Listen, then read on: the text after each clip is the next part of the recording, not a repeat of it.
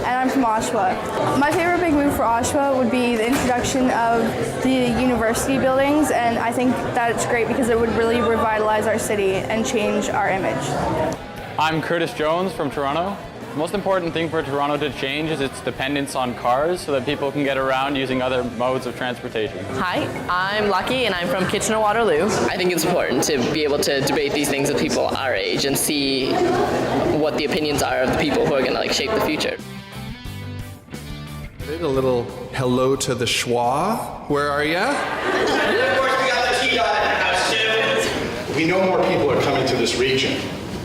So how do we accommodate more people and jobs in our downtowns? Not just to accommodate them, but actually to use this as an opportunity to build better places.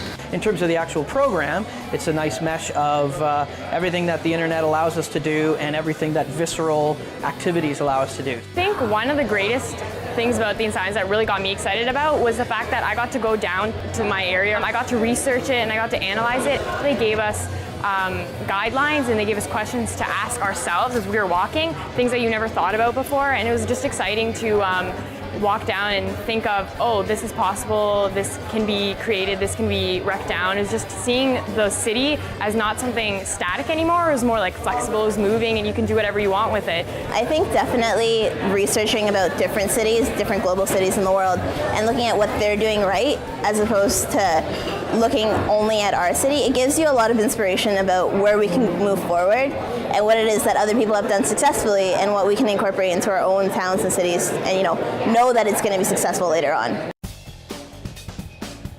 Every group in every city talked a lot about creating much more beautiful places with public art and parks and places for people to play and gather.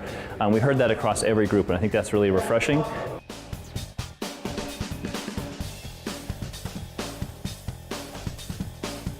This is the day where we take all the things that you've been learning over the past few weeks, all the ideas you've been generating and the discussions you've been having, and this is when we sort of put those ideas into action.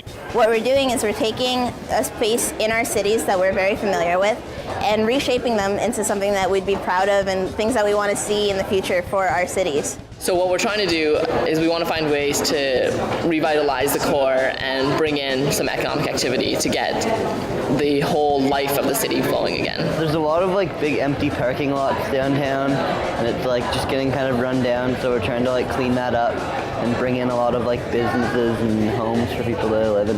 My favorite big move for St. Catharines is live-work buildings because they inspire culture, they look beautiful, and they save space. Our main priority was to increase the access to transit. And on Bradford Street as well, a lot more trees there because right now there's just a whole lot of concrete. It's not very pedestrian friendly. We wanted to add places for people to want to go. We wanted to make it more of an experience for people to be in that place rather than just where they live and where they leave every day. The models will be used in a bunch of different ways. There's opportunities to present them to local councils, to mayors, to display them in public spaces in their communities. But more than the models, this is really about the kids and the kids themselves finding a voice, finding an opportunity to engage in urban development issues. If you know what you want and you raise it in the right environment, and you're willing to do some of the follow-up, because nothing good comes easy, then you can make a real difference.